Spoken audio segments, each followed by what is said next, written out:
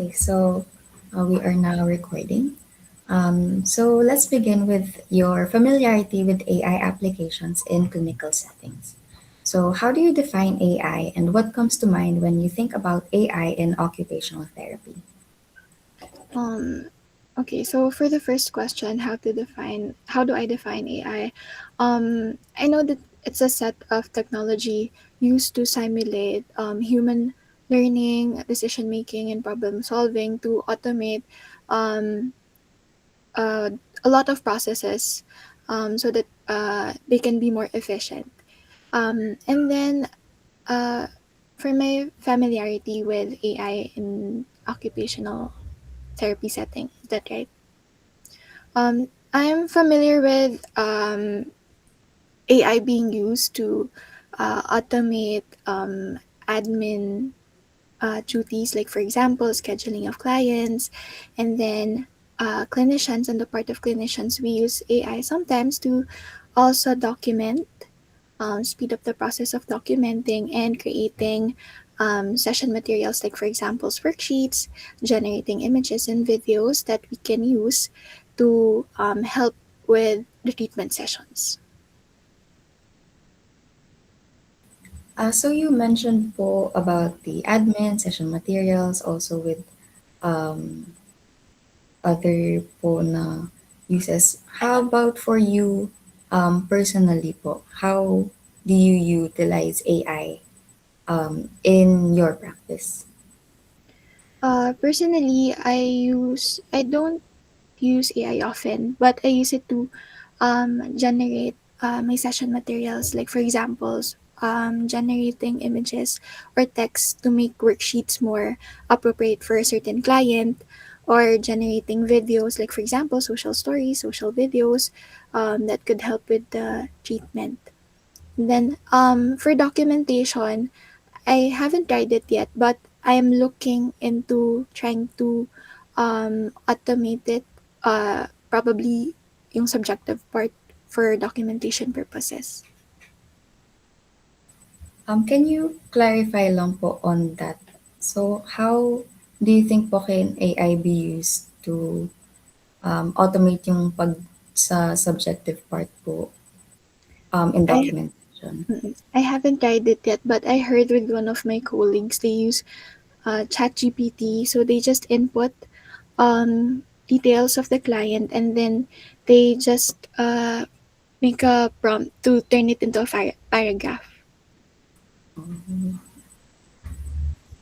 Okay po. So, let's move on with your experiences naman po with AI integration in clinical settings. So, since you mentioned po earlier that you use it but not often po, what has your experience been like sa paggamit po ng AI? Um, Definitely easier siya. I think it's madali lang naman to manage or learn how to use AI, and then mas efficient to make or come up with the worksheets, and then instead of manually searching for images or trying to fix up yung layout, that's all. What AI tools po do you use specifically? I use AI assistants ng Canva for generating images and Is worksheets. this, oh sorry, is this for, ano po, ayun nga po yung for worksheets and materials po for the session? Yes. How about chatbots po? Like ChatGPT or Gemini? Do you have any experience po with those tools? In right now in the profession, wala.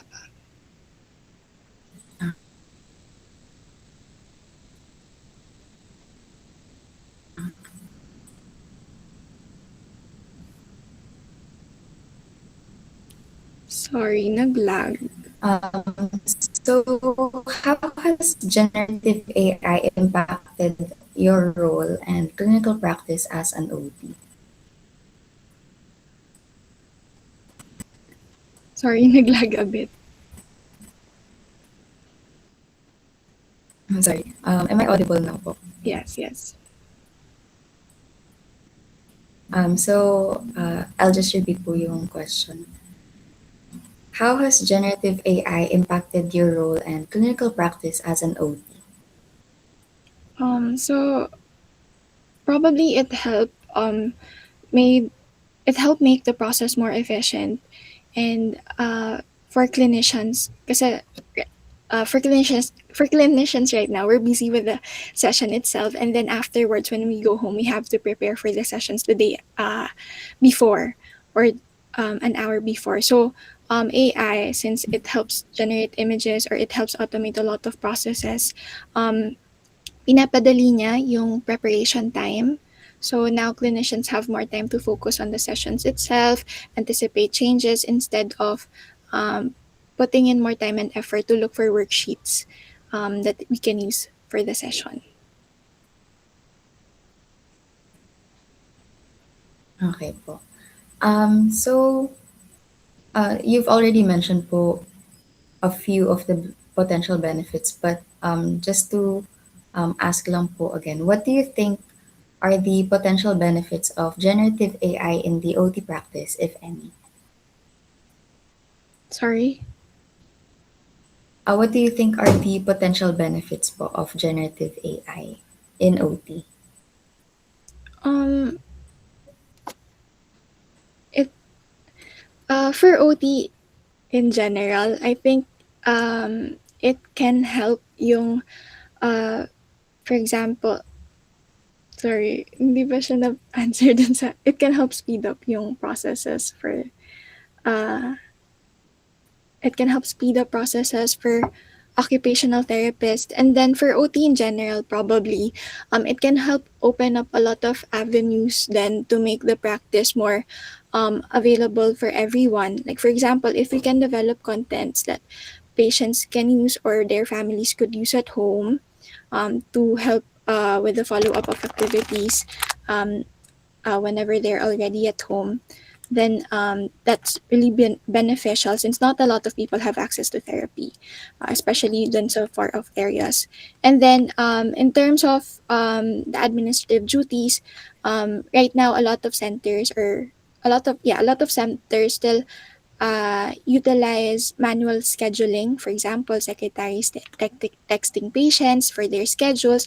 But if we can use AI to make that process more efficient, having automatic alerts or reminders for their schedules, and then responses for their questions, then I think in general, mas magiging smooth yung flow. And then for the quick responses about what OT is, yung ganong questions sa centers, and then may quick prompts na it can help uh, fasten yung dissemination of information about what occupational therapy is. So generally, AI and OT, it can help make it more known to the general public. It can make it more available to those who need it. Can I ask a follow-up lang po regarding what you said po earlier, yung for patient use po, yung like following up on activities po. How um, parang how does that work po? Like, will the patient or the parent use AI for the activity? Um, I think they can't entirely use it on their own lang. So siguro with professional guidance at first, like for example, what prompts to use if they want to like generate a worksheet or generate a video that they can use, what prompts should they search, and then eventually they can do it on their own na. Para they can be more independent at home na, oh, kasi usually sometimes teacher, I don't have time to do this, I don't have time to give this activity to my kid. Um, so at least that could help with the parents and the child also. So, thank you po for clarifying that. Um, let's move on naman po to the ease of use and concerns about AI use in clinical practice. So, how do you perceive the collaboration between generative AI and OT clinicians, particularly in terms of how easy or difficult it is to use AI tools in practice? I think right now kasi the workforce is generally still on the younger side. So since we're in the technological age then, and then the workforce is more in the younger demographic, we're more adept to using technology and using AI. So it's easy to use it, it's easy to access it. um, I think a lot of my colleagues find ways to use AI to like speed up a lot of processes, use it to generate worksheets and then speed up documentation, also uh, setting up of organization, how to organize files and documentation. So are you happy po or are you worried about the use of AI in OT? I think I'm happy because we're finding ways to um, help uh, uh, decrease the load of yung after hours of the practice. So I think in general that could help with yung burnout of of the professionals also. And then siguro some reservations if we use AI for documentation, like for example the one I've mentioned before, inputting yung personal details of the client, um, and then so that the it can be turned into a paragraph already. Um, some that poses some concerns with privacy and confidentiality, of course. So, Mm. if we could just ensure that the process will be safe or will still adhere to privacy policies, then I think more clinicians will be open to use it. Um, and then some clients will also have decreased reservations for clinicians or centers who utilize AI. So other than yung possible confidentiality na issues po, do you see any other risks po or challenges with the adoption of generative AI in OT?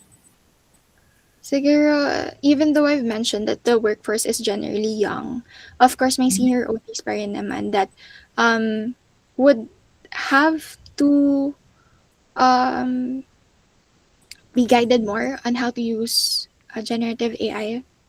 So I think if we'll lean towards using AI more in the practice, we would have to set up seminars or a lot of policies, definitely, to help guide clinicians on the extent that we could use AI for the practice, and then how to use it properly, and then how we could ensure that the clients are well informed, and how we could preserve their privacy and confidentiality also.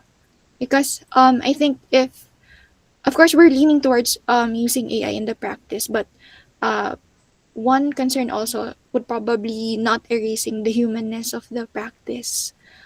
If we continue to use AI to generate images or videos for therapy sessions, I think it's important that we do not just lean towards leaving it up to prompts. So we should ensure na, oh, this one, I think it's up to my clinical reasoning also if I can use this. Yeah. Okay po. So, moving on naman po to the acceptance and intention to use AI in clinical practice. So, how did these experiences influence your perspective on generative AI's potential impact on OT clinical practice?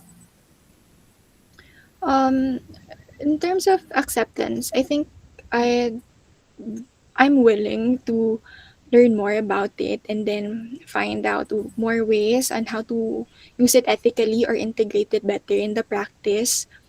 And then for potential impact on OT clinical practice, tama ba? Yes. On its potential impact on OT clinical practice, I think um, it will give a lot of benefits in the clinical practice, both on the side of the clinicians and then the practice itself. Because again, as I've mentioned before, it helps decrease yung load ng work on the part of clinicians.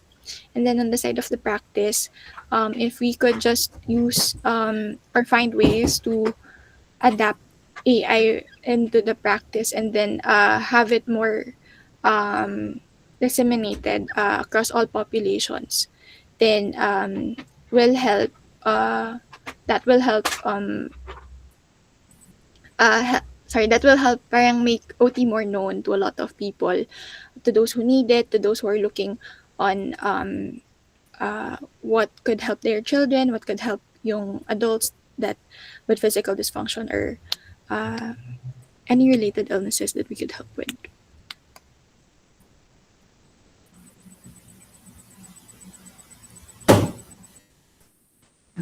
Oh, sorry. Am I audible po? Yes, naglag lang for a bit, but yeah, now audible na. So I think as a final question, do you have any suggestions po on how to prepare OTs for potential AI adoption in the practice? Um, I've been part of forums discussing integration of AI in the practice, and I think one point I like that they mentioned is in order to prepare the practice for AI, we should start with the school or the curriculum. So it's nice that now AI is part of research, but before kasi there were a lot of reservations in students, occupational therapy students using AI already. So now if starting with school already or it being a part of the curriculum, there will be more openness to it. And since if mas open na yung practitioners or the curriculum to using AI, and then we can explore more on its benefits and use on the practice. And with that, we could form seminars, policies that could help guide professionals in the practice on how to ethically use AI and how we could still maintain yung um, the profession, the humanness of the profession, while also decreasing the workload of the clinicians using AI and making the process more efficient in information dissemination and helping and providing more help to clients um, in general. Okay po. So I think we were able to cover all naman po. So that would be it for our interview. Thank you so much po for giving your time and insights po with us for the purpose of this study. So for confirmation and to reduce bias, we will be sending the transcription of your interview so that you can check whether or not your answers were consistent with what we have noted down. So if you have any questions po, you may ask them now. No questions naman. Okay. So that will be it po for our interview. Since no questions or clarifications na po, you may now leave the Zoom. Thank you po so much for your time. Okay, thank you also. Good luck with your research. Thank you po.